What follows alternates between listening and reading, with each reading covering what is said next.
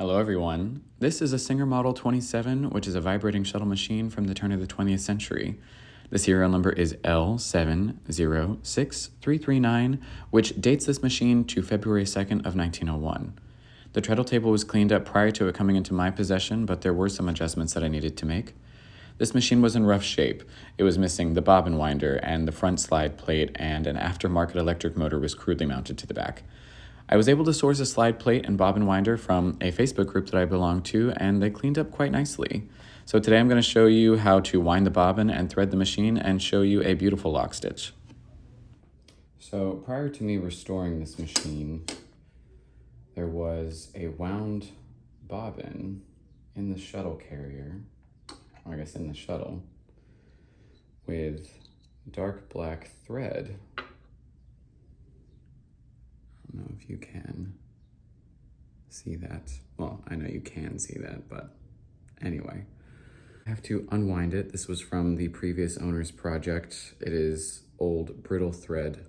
Don't know how many years ago this was. It's always kind of sad when I find a bobbin that had a still like fully wound bit of thread on there. We're just gonna dangle that until it comes off. And then I'm gonna show you how to rewind one. Okay, so now that that is unwound, we have an empty bobbin. These are called long bobbins, and they were made for the Singer 28, 27, 128, 127 for the vibrating shuttle machines. Also the VS2s take the same size long bobbin. You can't see it, but over there, I've got another machine. That's a 12K New Family from 1871. They also have a long bobbin, but it's slightly shorter. It doesn't have the pins here that actually holds it in place on the bobbin winder, which I'll show you now. There's a little spring in here that clamps the bobbin in place so it can spin freely as it winds.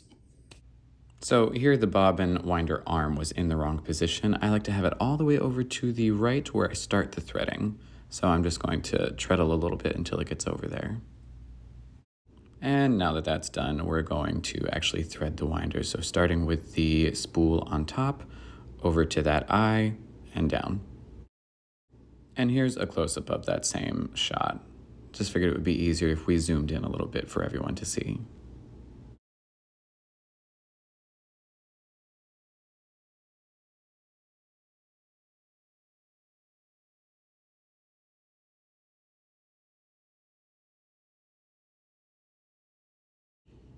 Now, how I get this started, and I actually found someone do this on YouTube, I used to tie my thread onto the bobbin every time.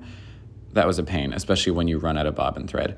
So I clamp it, as you see here, with the tension of the bobbin winder, and then just clip that off, and you can just treadle away. It will feed it onto the bobbin.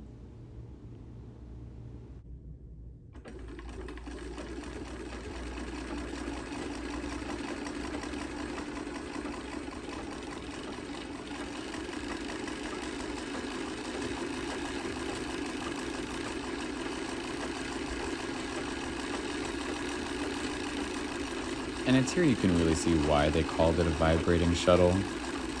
So the way the shuttle goes back and forth, when you get it up to full speed, there's like a little shake to it. But it's cute. We like it.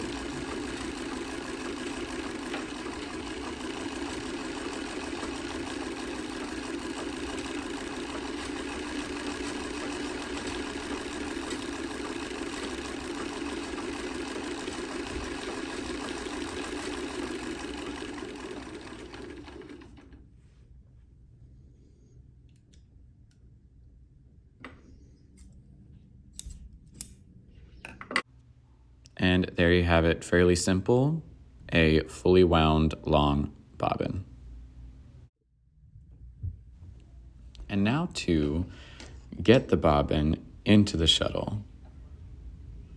So here we have the shuttle. Looks really complicated. I honestly don't know how it's assembled, but there's a channel here and we want the thread to go down that channel. So it's important that we have the thread at the bottom of the bobbin facing out, And we drop it in, and we pull that thread down that channel, and it should lock. You'll hear a little click, and then you can pull it up into place. And the tension should be so that you can just dangle it and it won't unwind. There is a screw at the very tip of the bobbin that you can tighten. It's a very, very delicate balance. I wouldn't tighten it very much, do no more than like a quarter of a turn if it needs to be tightened at all, but usually they're fine. I've never actually had to do it myself. Now, it was difficult to see from this angle, and my hand was also in the way, so that's my bad. But it should just nestle right back into the shuttle carrier. It'll just rest in there, and you can just push the thread under those plates and then close the plate.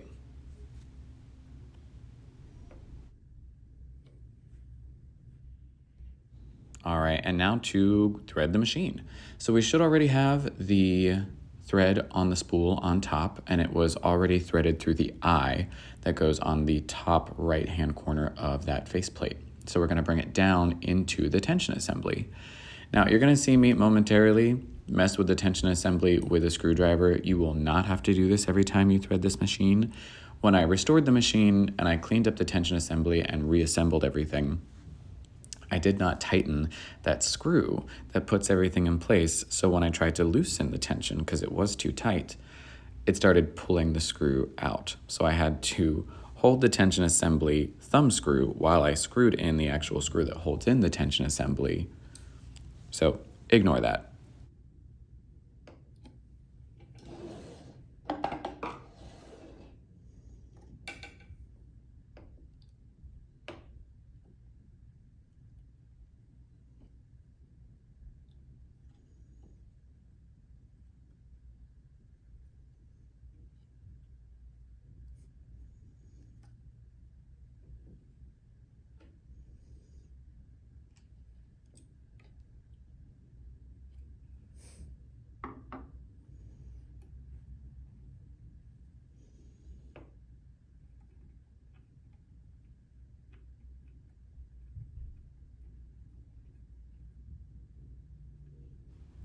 Much better.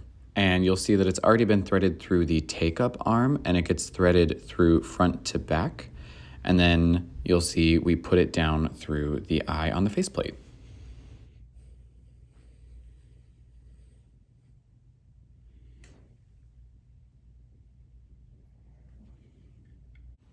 Now, here we are at my very least favorite step of threading a machine, and it's getting it through the eye of the needle. Now, there's a little hook that we are going to put the thread through that brings it down along with the needle as it raises and lowers, which you'll see here. It's in there. And now we have to get it through the needle. So I always cheat. I consider it cheating. And I get a threader, and you can pick up these threaders at Walmart. They're super cheap. They usually come with a little needle pack and thread, and they have saved my life on so many occasions. When I don't have one, I cry.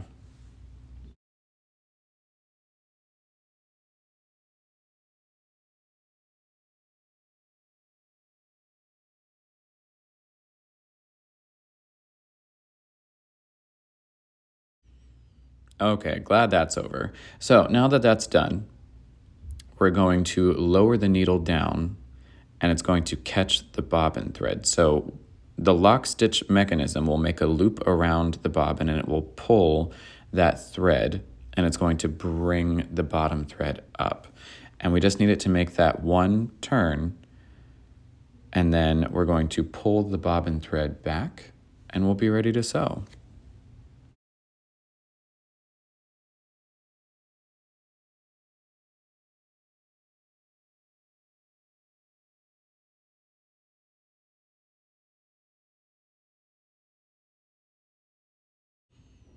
And of course, because this is the first time I'm threading this machine and it's also on camera, it pulls up a knot.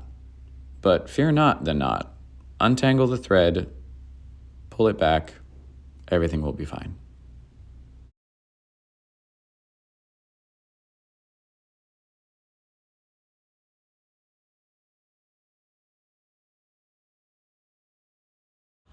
Ah, yes, much better. Now get ready for some blissful Victorian ASMR.